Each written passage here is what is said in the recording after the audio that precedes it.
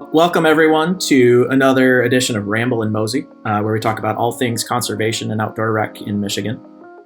Two friends are joining us today, Mike and Janell, and both of them have really lofty titles, so I'm going to share those with you, and then we're going to ask them to break out what that means exactly a little bit. So Janell O'Keefe is the Associate Director for Technical Assistance at the Center for Community Progress. And Mike Kelly, also a longtime friend, is the Great Lakes Director for the Conservation Fund. Mike and Janell, welcome. Thank you. Thank you. Glad to be here. Okay, so Janell, right off the bat, what the heck is Associate Director of Technical Assistance do? What is that? Sure. So Center for Community Progress, we're a national nonprofit dedicated to helping communities address and prevent vacant properties. So we work all over the country in kind of three program areas. We have a whole team that does leadership and education, so things like webinars, conferences, training events, cohort learning events. We have a national land bank network. I think we'll talk about land banks later, but that is a network for land bank practitioners. And then our technical assistance team. And we work directly with a local government, a land bank, sometimes coalitions, task force, sometimes state government or state associations on a specific policy or practice challenge related to vacant property. So that might be things like changing how delinquent property tax enforcement happens, or it might be changing code enforcement strategy to help get better outcomes. It might be helping start a land bank or decide, is a land bank the right tool for the challenges your community has? So I get to work one-on-one with my team, with a local community on tackling whatever the top vacancy challenges that they're facing. So yeah, it's a lot of words to get to say that I get to dive into local policy with the folks who are in charge of implementing it and the folks who are most impacted by it and try and make it work better for people and places. And I've always thought of you as the feet on the street in that sense, where I'm likely to see you at a meeting or a workshop or a gathering more so than anybody else. So that's always made the most sense to me. Center for Community Progress has Michigan roots, correct? Yes, yeah. Founded and headquartered in Flint about over 15 years ago now. So back in 2010, we grew out of several different pieces of work that were happening both in Genesee County and across the country related to vacant property. And some really smart minds, both some kind of actual tax collectors, Dan Kildee, who's well known here, was one of our co-founders, and some kind of property real estate attorneys who really dreamed up this thing called land banks and created it here. Michigan was the first place to do legislation for state enabling legislation for land banks. So we grew out of a lot of collective brain power around what do we do with all these properties that are coming or stuck in the property tax foreclosure process. So, yep, we're still headquartered here. Technically, I work out of our Flint office. Mostly, I work out of my home in Southeast Michigan. But we have offices across the country and staff all over the place these days. Right on. Mike, your office title is easier to understand, but also equally nebulous. So what does the Great Lakes Office for the Conservation Fund do?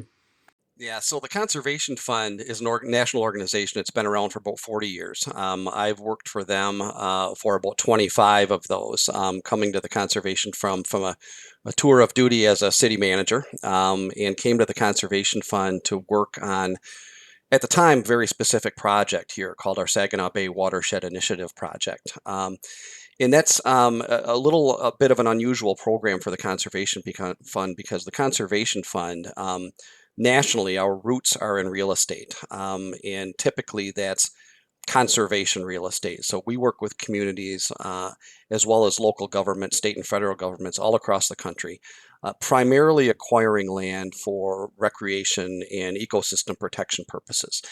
So we do that in a number of ways. We have a revolving fund that we use internally to acquire land on behalf of governmental agencies, where perhaps we might go in and purchase a piece of land that is under threat. We'll hold that until it's acquired from us, from a partner.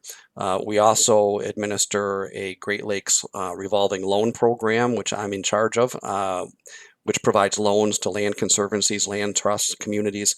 So those aren't grant funds. Those are dollars that go out the door that need to be paid back over time, but they help us acquire properties and help our partners acquire properties that are under imminent threat of development or subdivision or some other type of threat. So those are the projects that I work on primarily. And like I said, the Saginaw Bay program is a little bit unusual.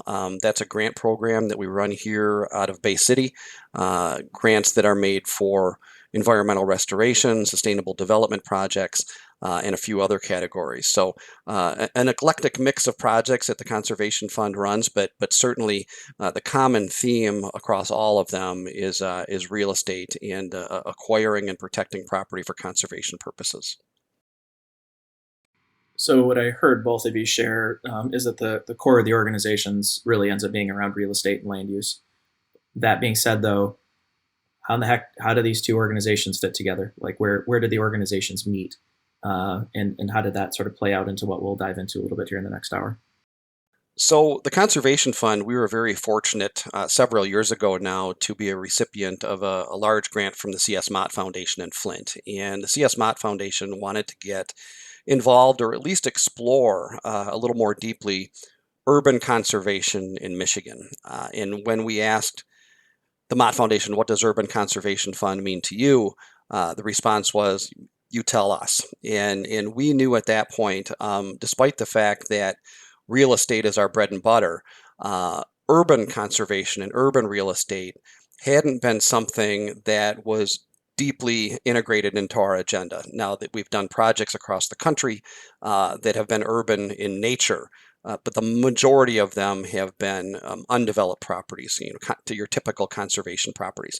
So when we began to explore what urban conservation means, particularly in Michigan, we knew we wanted to bring on a local partner, somebody that had some expertise in that, and that's how we got involved with Janell and her crew. And it's been fundamentally critical to the efforts that we lead here in Michigan on Urban Conservation Fund to have them here as a partner.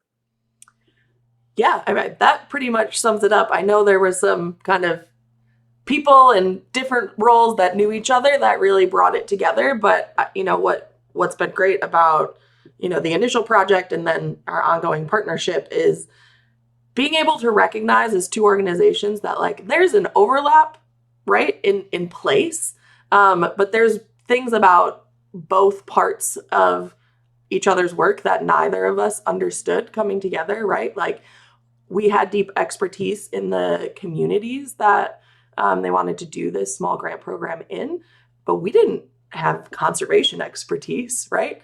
And I probably didn't use the phrase urban conservation before we started working with Mike, right? We talked about vacant land reuse, talked about things you can do on vacant land, but it was never in the conservation kind of lingo. And so there's, it's been a real nice opportunity to, instead of having to become experts ourselves in something we might use just a little bit. And, 2-3 years ago, we didn't know where this thing was going to go, right? To be able to, lean on somebody else's expertise. And as two national organizations that are actually national in where staff lives, we were able to be on the ground together, right? We took Mike on day-long tours of Flint, Pontiac, and Saginaw because we could, scoop him up in the car or meet there and actually, talk to partners and be in the space together, which is the best way to understand, I think, what vacant property is and means, is to see it, and because it looks different in those three cities, even for all their similarities. So I think that's, a nice way that this has worked for us is that, we're both here in Michigan. I think that's a kind of a hidden secret in some degree where, well, no, so I mean, Michigan in particular and the Great Lakes have a real wealth of representation from national organizations. And in many times it's folks that are in leadership roles like the two of you. And so it's more common than not for us to be in the coffee line together at a workshop than it is in other places. And so I think there's your point about that sort of that co-location, that co-occurrence becomes really, really smart, but also a unique asset that we have. Janell, so if there's been a little bit of, I'll call it like minor culture change or sort of cultural influence on Center for Community Progress's terminology, how are you defining urban conservation now internally to your peers? Oh, that's a great question. We did a learning exchange last year around urban conservation. We brought folks from Detroit, Chicago, and Baltimore to Cleveland and asked folks who are doing urban conservation, who are working at land banks, what it is. And I have 6 pages of like giant sticky note paper words defining it. So I really think about it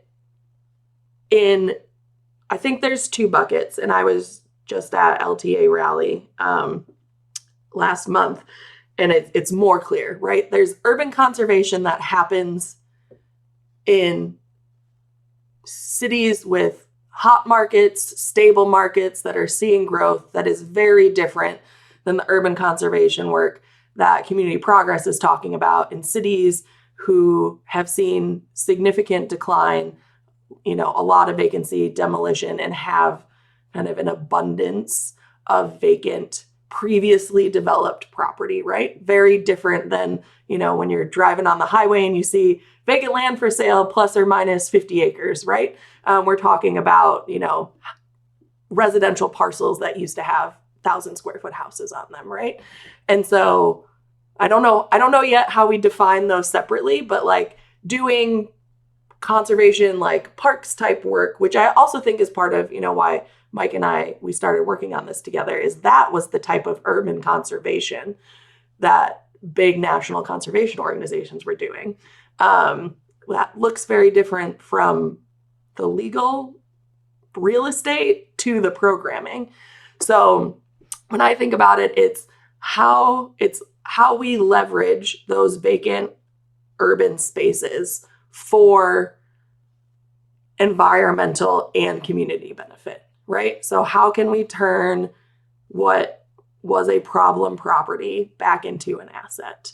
And I think there's probably a 50,000 foot view definition of that. And then like really micro, like some vacant land reuses are just conservation work. You're planting native plants, that's conservation work. But it's, I think where it gets confusing and where I'm not set on what the definition is we're not necessarily conserving something that exists. We're changing it to something that should be conserved in a lot of cases. And I think that's where, what's the one sentence definition? I don't have it yet. No, and the 3 of us have talked about this ad nauseum elsewhere, that the person who's got the definition, I think, is probably, the old adage, like they're only touching one part of the elephant. There's so much really there. I do really like the way that you just broke it down, though, in that idea of sort of like the vacant land reuse, which I think is where we generally come from, versus this idea of like new development or rapid growth, and how are we providing assets to communities that are rapidly growing. Feels like in many ways too that's also maybe not a Michigan thing, but a Midwest or Great Lakes piece as well. When we're looking at the Rust Belt communities, and I'm trying not to use Brookings Institution terminology here, but the older industrial communities in the Great Lakes, that's very typical of widespread land use in the 20th century. And now what do we do with it in the 21st century? Yeah, it's very true though in the Southeast too.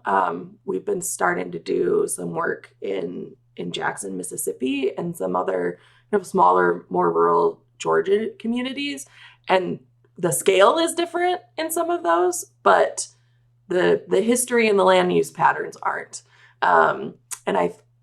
So yes, true for a lot of legacy cities.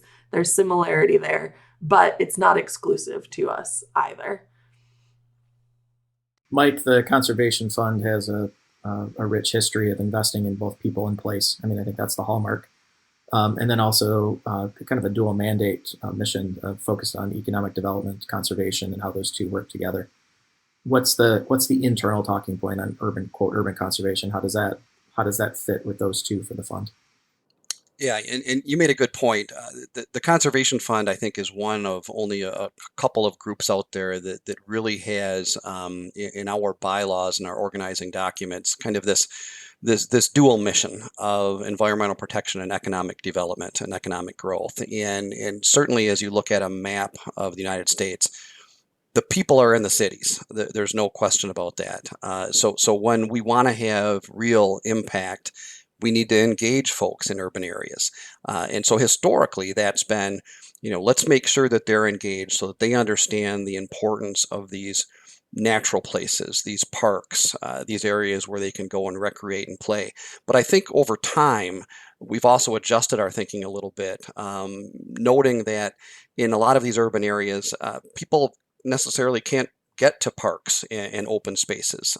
Some of these communities, we have people that have never left the boundaries of their city. And so we also realize that there's an importance there of having nature deeply rooted in the communities themselves. And so over time, while we still spend a lot of our efforts working on large landscape parcels across the country for protection, we've also begun to look toward the cities and inside the cities, particularly here in Michigan, in North Carolina, in Atlanta, some other communities where we've deeply invested in urban conservation because that's where the people are. And in urban conservation, to us, and I'd like to say, yeah, it's what Janell said.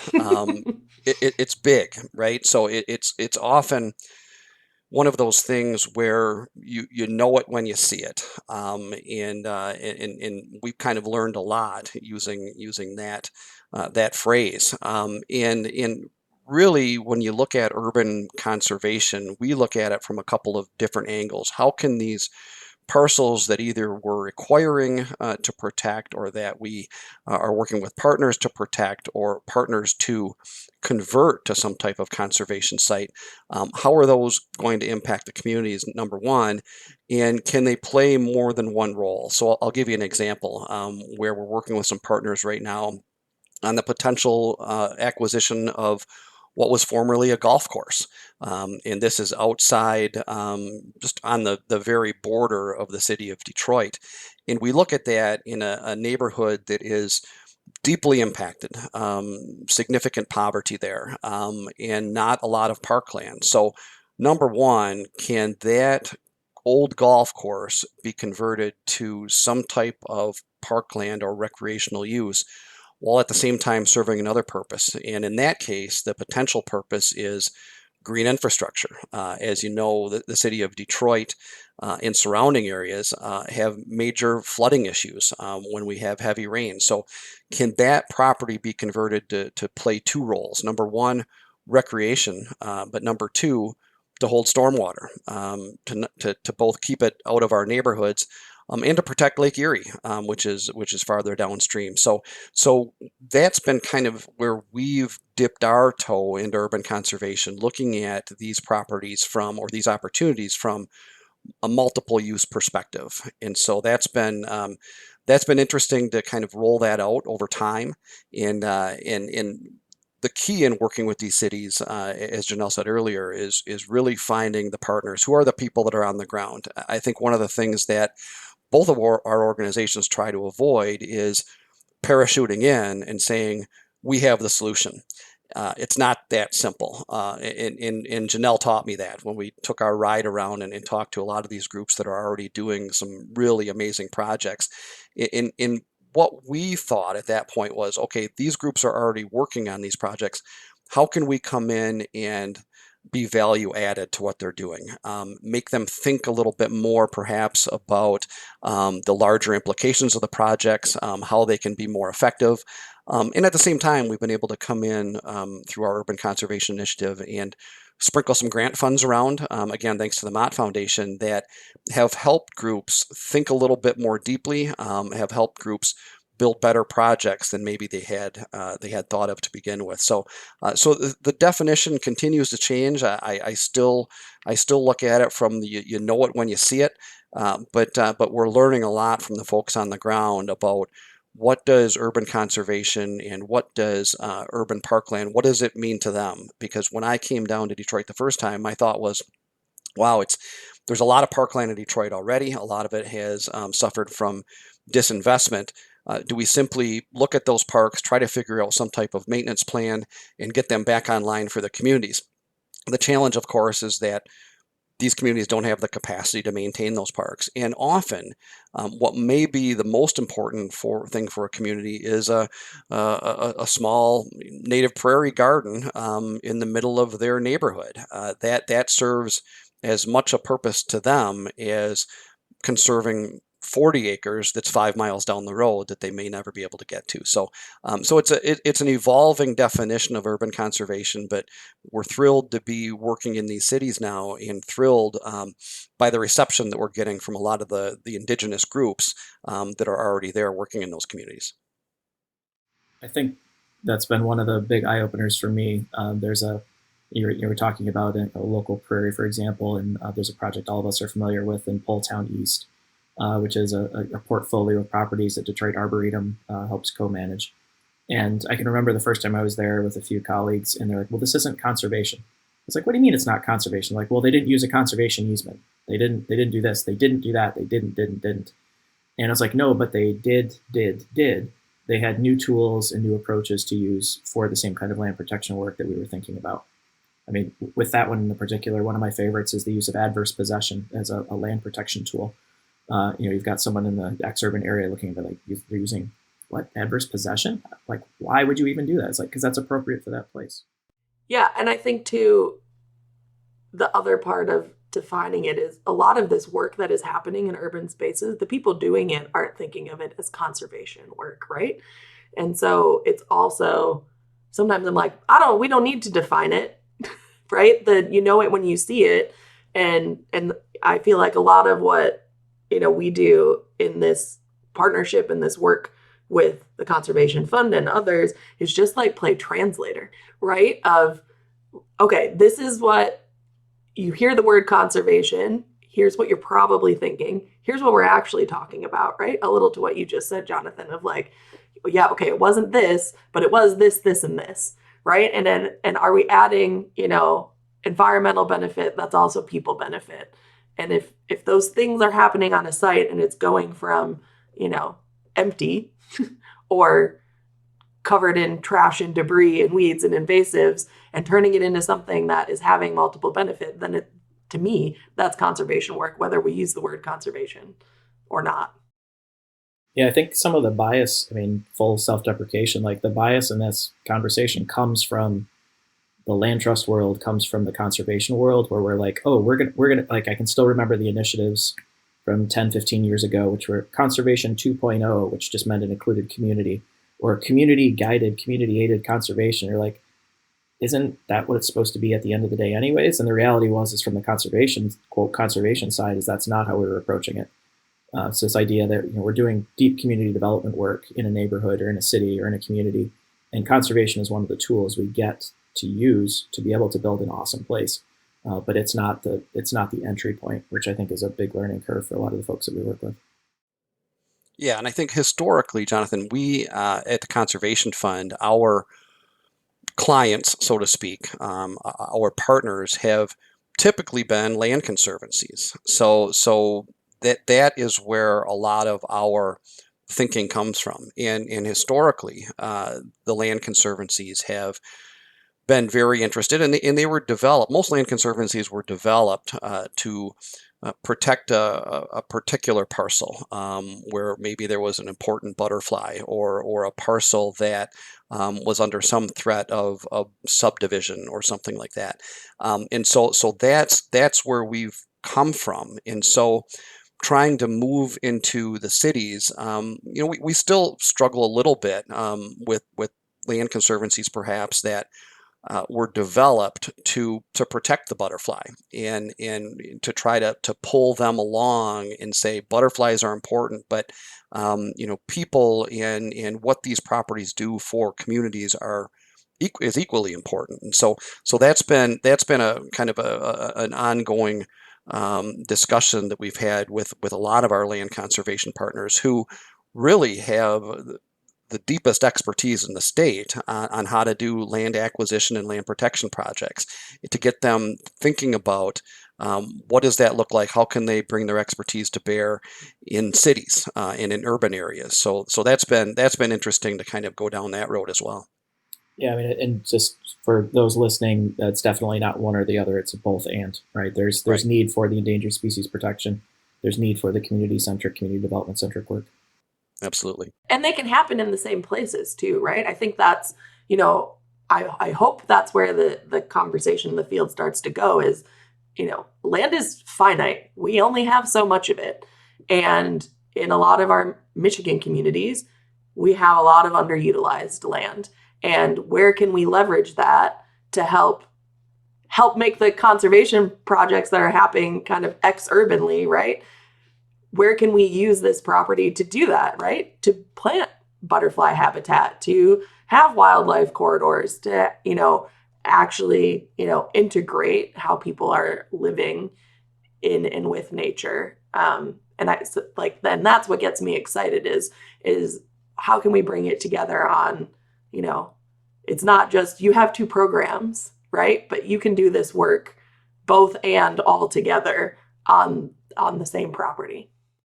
Yeah, one of the things that's been a little challenge even to wrap my own head around as somebody that's done this for a couple of decades. We historically have looked at properties in terms of acreage. So the more acres you can protect, the better.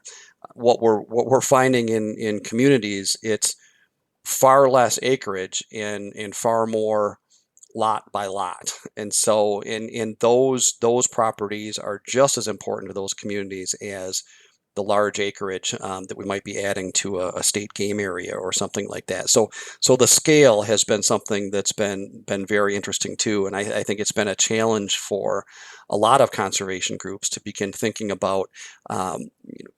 We've been spending decades protecting 100 acres or 1,000 acres at a time, but now we're turning that on its head a little bit and saying in the urban areas, these small lots are just as important as the large landscape. Yeah, that connectivity has become equally important in some cases, if not more important. Right. Mm-hmm. Janell and I were, by the time folks hear this, it'll definitely be very public knowledge, but Janell and I were just at the unveiling of what will become a land conservancy for the city of Detroit. And I think that that's a non-governmental entity, which is what all of us are working with, but their direct purpose is going to be for the protection of natural resources in the city. They've made the decision that there's lots of folks already working on recreation. There's lots of folks working on food systems. Those will still be a part of their efforts. But that idea of nature preservation, urban conservation for people and for place is really at the forefront of it. And I'm excited because I think it reminds me also of some of the developing countries who skipped phone lines. They went straight to cell service or satellite service because why would you put phone lines in? It's an antiquated tech. And so I think it's been really exciting to see some of the communities in Michigan that are often the least resourced leapfrogging some of the assumptions that a lot of us have made in our work. And they're like, well, of course, this is how we do it. You're the one that needs convincing, not us. So it's been kind of fun to watch. I am so excited about that for a lot of reasons. And super proud of the work that Detroit Future City has put into that. Their approach to, they didn't start with the question of, should we have one? They started with the question of, are there tools from a very different space that we could use here to solve some of our problems, right?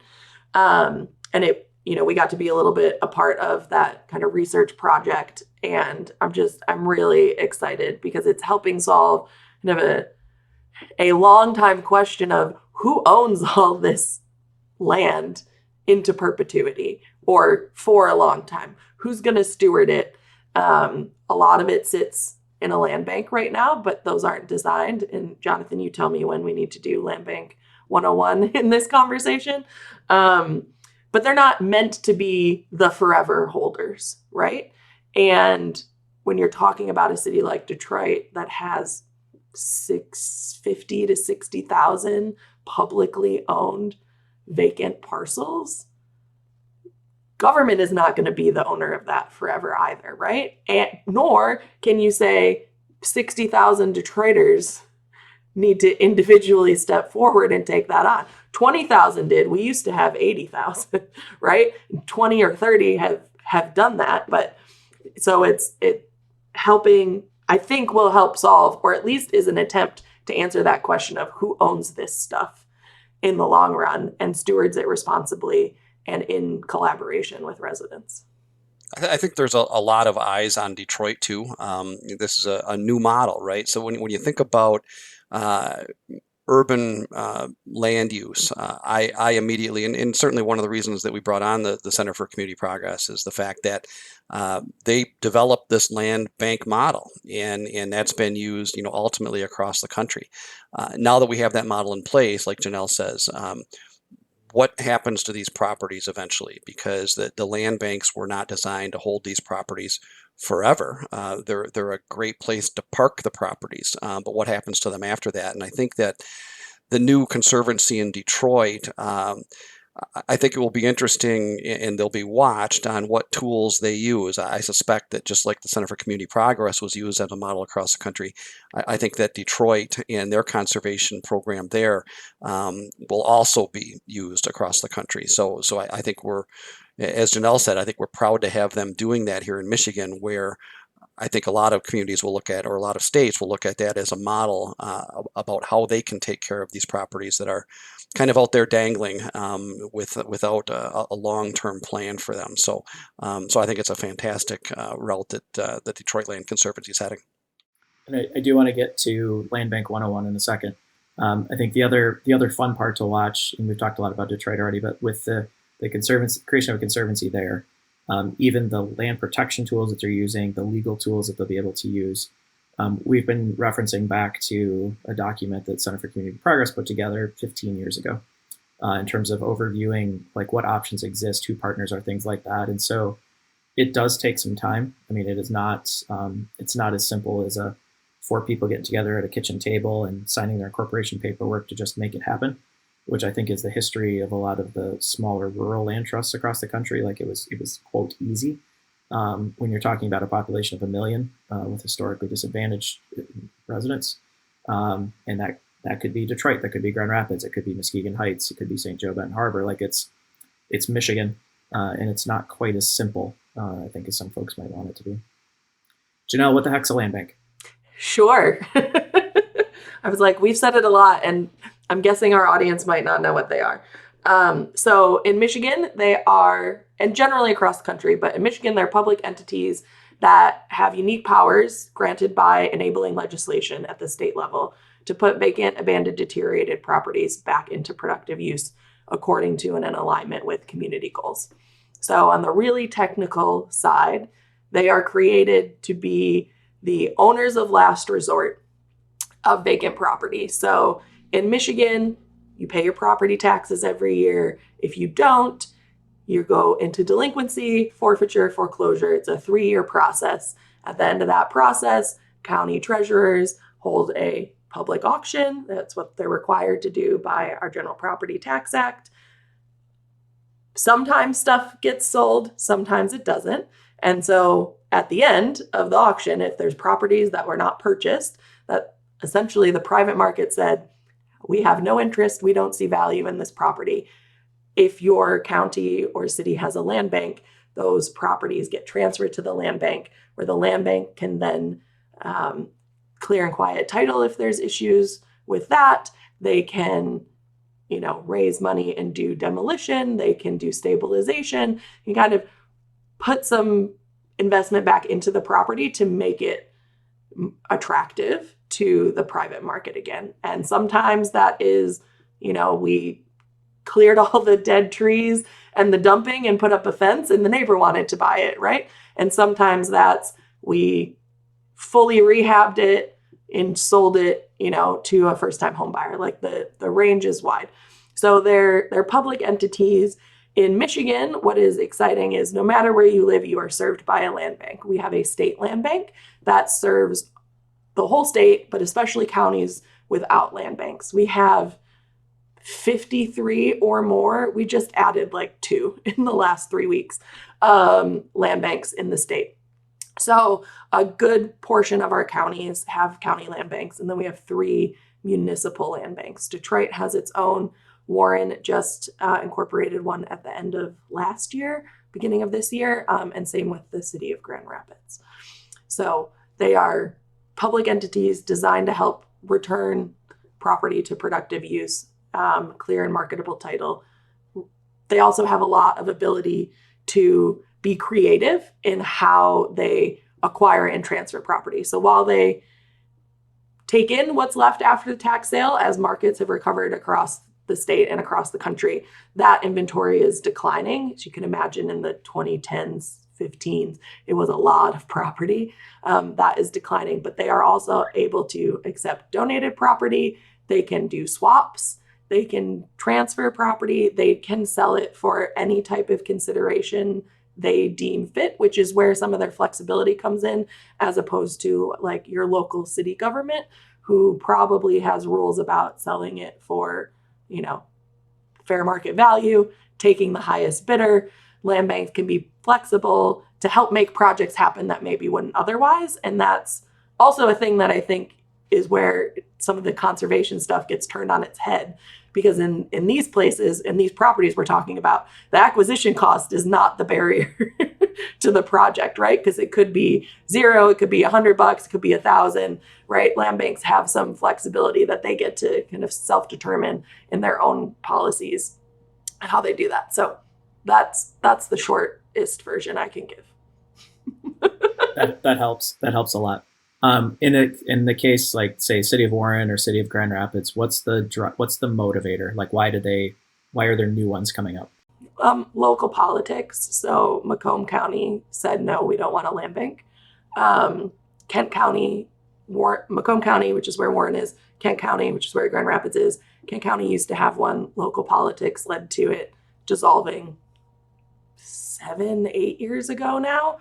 But it still had an inventory that just went to the city of Grand Rapids, and then they don't have those legal tools, right? They don't have the same tools in local government as you do in a land bank. So the state legislature, led by some reps from Grand Rapids, amended the land bank law a couple of years ago to change the population threshold of cities that could have land banks. Previously, it was essentially only Detroit. So for Grand Rapids, they had an inventory, and the local politics were the county's not going to do it, and we want these tools. And then the same thing has come along in Warren. Macomb County was just not interested, and Warren was at the population threshold where they have a decent inventory for the size of their community. And I'd say across the state, we've seen a lot more pop up because the Michigan Land Bank Association, with our support in 2021, 22, was able to get a significant amount of dollars in the state budget for land bank programming. So it went to the state land bank, and then they granted it out to local land banks. And that you saw some counties go, oh, there's some money available. We've been toying with this thing. We've been thinking about it. Let's jump in, which is also, it's exciting. It got some people thinking about it. There's a lot of really great work that has happened with those dollars. So it's kind of a both and is why we're seeing kind of a second rise in land bank creation here in Michigan. Interesting. I know, so this is kind of macro scale. In Alberta, we're watching a project happen right now between the State Land Bank and the Grand Traverse Regional Land Conservancy. Are there other obvious places or sort of emerging places where we might start to see more coordination, cooperation between the land banks and the land conservancies? I hope so, right? But sometimes it's just about when the right property comes along. And that project is also a great example of the asset the state land bank is here. Benzie County has a land bank. They have 2 properties in their inventory, right? They've probably never had more than 50. And so doing a project of this scale, it's like a 9-acre site or something, right? Like it's big. The state land bank came in or was like, hey, we have this opportunity. Are you good with us working on it here? And Benzie was like, yeah, that is outside of our jurisdiction, like our capacity, right? Most land banks in Michigan are run by county treasurers, like the elected county treasurer, maybe somebody in their office. Those folks are not land use experts, and they will say that. So when you can have at the state level some of that capacity to be able to get really creative and unique, that's like multi-swap situation at the end of the day that's helping two really important projects, conservation and redevelopment, happen. I think there's probably lots of opportunities. I don't know what the properties are, right? But I think there's opportunities for projects like that that are big. And then still, I know you've had Zachary from Saginaw Basin on, the work that they're doing, where it's not necessarily about property ownership, but really about stewardship and working in partnership to accomplish kind of mutual goals. I think there's lots of opportunities there. I'm excited to watch Detroit, and once that open space land conservancy is created, how they're going to work with the land bank in the city to kind of, identify what are the properties, right? There's forest patches that have just grown, right? And on these vacant spaces. So it'll be exciting to see how, those three entities work together. So I'm guessing people listening can probably think of a property in their place where you're like, yeah, nobody's cared about it in a minute. Something that's interesting that we've observed, I think, from a conservation organization perspective, and not just the Conservation Fund, but other national groups, and even primarily local conservation organizations. We spend a lot of time looking for properties to conserve. That's been, our bread and butter, and so we have staff that looks at currently conserved properties, and looks at opportunities for acquisitions around them to build on those properties. What the land bank program has done, and something that we've learned, is that they've provided an inventory of properties. So it's something that the organizations of our type are very used to, looking for these either vacant properties or properties that are ripe for conversion to conservation or recreation or green infrastructure, and it provides us with a database, that we can go to and immediately look and say, okay, these properties fit what our mission is, and these properties don't. And even some of the properties that don't may not fit our mission, but they fit the mission of a local organization, or even in many times we find that there's not a local organization. There is a group of citizens that really deeply care about a parcel. They are not formed as a 501c3. They have a meeting at somebody's house over a pizza, and talk about how we can turn this property into something different than what it is right now. And so we've learned a lot from just the database of properties that these land banks have put together, and how we approach conservation in communities. I think we're seeing that too, and really on the ground happening real time, places like the city of Saginaw, Muskegon Heights. And it's been interesting to me to watch the thoughtful response of the conservation organizations in terms of not trying to change who they are, but to provide the resources that they have to take advantage of the properties that have been identified. Just really kind of fun name change, if nothing else. There's a lot more than that. It's not just a name change, but like the land protection manager at the Land Conservancy of West Michigan was formerly the land protection specialist. And it wasn't a change in the duties assigned. It was a recognition that what was happening on the ground, how conservation was happening through partnerships and through stewardship based on the work that the land bank and other organizations were doing. So it's less of this idea of, we need to map it, we need to identify it, it needs to matter to us, and thinking more about, okay, someone else has brought the technical resources, how can we be that bridge with the community partners to get it done? Mike, you specifically, and the Conservation Fund at large, do a lot to promote those kinds of partnerships. I know there's a national program also in terms of bringing together folks that are doing this work across the country. And if I remember right, just recently met in Michigan also. So what's happening there?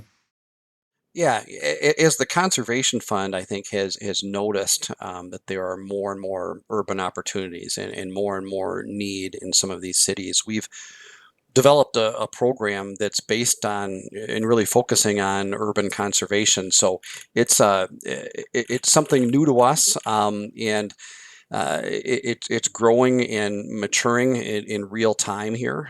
So one of the things that we've been able to put together with some funding from a number of partners is what we call our Urban Fellows project, where we are embedding folks with local organizations. So in Michigan, we have folks embedded with the Genesee County Land Bank, with the Pontiac Community Foundation, that's Flint and Pontiac, to really help those organizations that are on the ground continue to think about what urban conservation is. We realize that these organizations needed a little extra capacity to do this work. And so that began the Fellows program. We were delighted to have our Fellows get together. I think that we have about 40 Fellows now working in communities across the country. We brought them all together in Pontiac just a few weeks ago to meet, share ideas, learn more about conservation tools that are out there, and do some site visits as well. So it was a really great opportunity to bring everyone together that are working on this type of program. I think it's been invaluable, and we're hearing this from our local partners where we have these folks embedded, that they're doing work now that they just couldn't have done before because they have that additional capacity of an employee to go out there and meet with local groups, find out what the problems are, what the solutions are, what the opportunities are. So as our urban conservation program grows at the Conservation Fund and matures, I think we're going to see more fellows throughout the country, more workshops, more opportunities to work with the Conservation Fund, I think, across urban communities as well.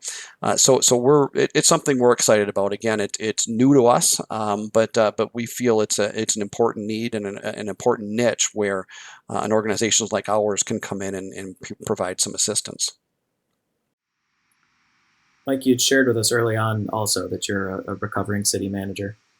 As we're talking today, I'm thinking about all the implications of public policy from local municipality to state to federal. I don't think we want to touch the federal policy conversation today, but what are some of the things that, in your experience, you feel are missing or missed opportunities, perhaps at a local level, to engage local public policy, local action? Yeah, I think there's just a lot of in some communities there's just a lack of knowledge. There are parcels perhaps that have been abandoned, tax reverted, owned by the land bank. And if you think about Michigan's structure of government, whether it's at the state level or at the local level, there's a lot of turnover, and so you lose a lot of knowledge every 2 years, 4 years, 6 years, and so some of these projects often are on the radar and then off the radar, depending on who comes in or what the politics are. I think Janell made a really good mentioned a really good example in Grand Rapids, where they abandoned the land bank concept, but then realized that, hey, that was actually a pretty good idea, and went back to it a few years later. So I think that's one of the issues. Some turnover. I think just a lack of expertise on how to deal with vacant properties and what the opportunities are. And I think that's where organizations like the Conservation Fund, local land conservancies, the Center for Community Progress really play an important role, going in there and working with these communities to really develop knowledge and provide the tools, or let them know that the tools are out there to make these things happen.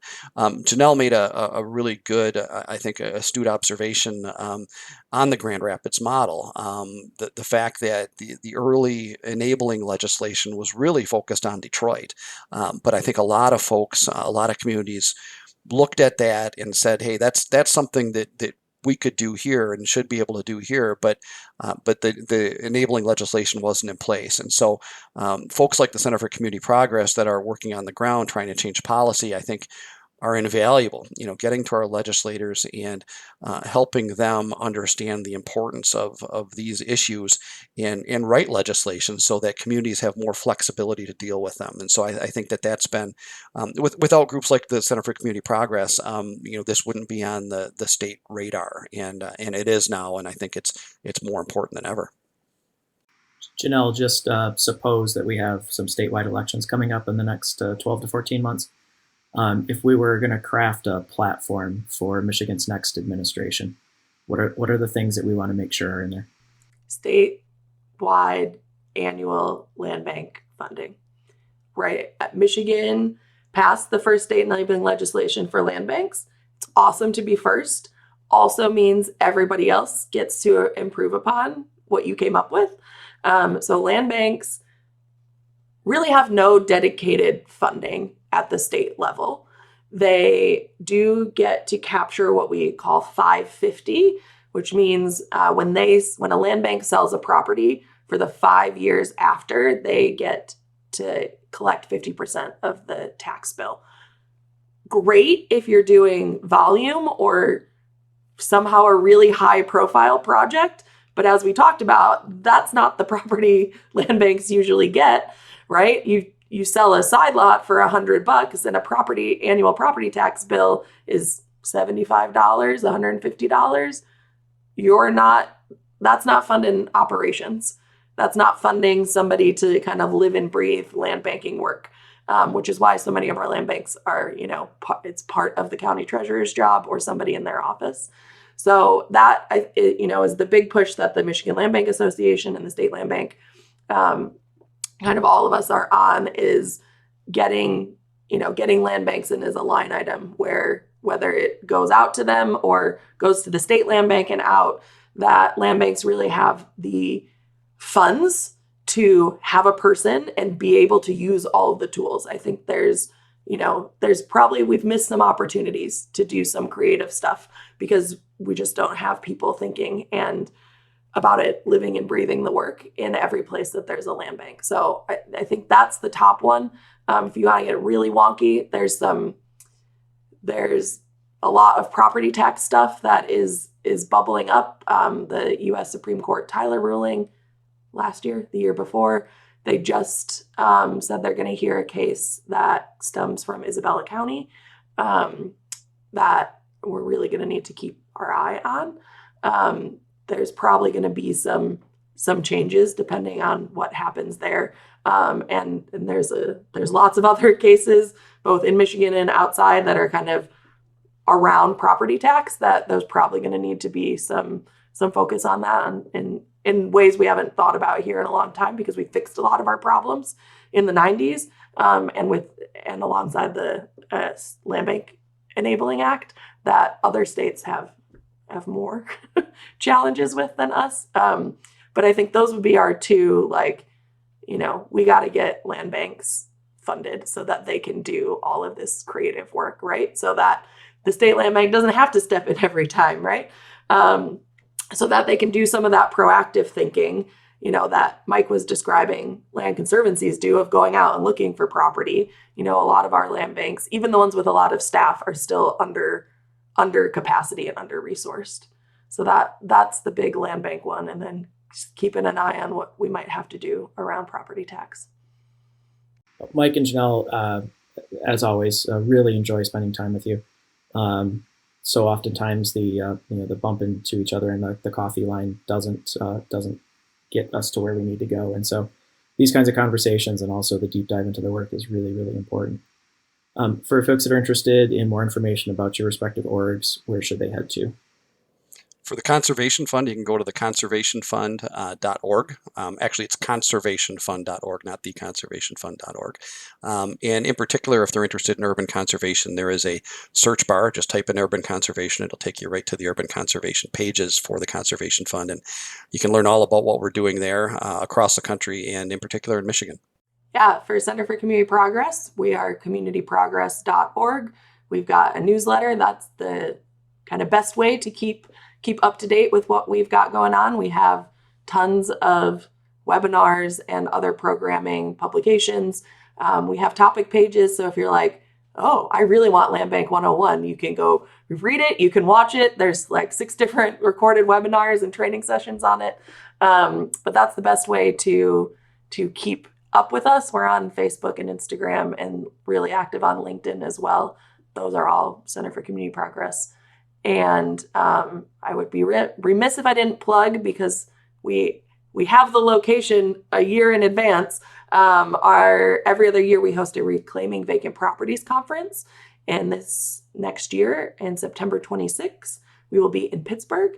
So really, really excited about that. It's all things vacant property, but a lot of the stuff that we talked about today, like what are people doing creatively, learning from each other. So if you're like, hey, I'm interested in this, I'm not quite sure where I fit based on if you're, sitting in a land conservancy or sitting in local government, it's a great place to kind of dive in, get to meet all the cool folks doing the cool work on the ground. So Reclaiming Vacant Properties in Pittsburgh in September 2026.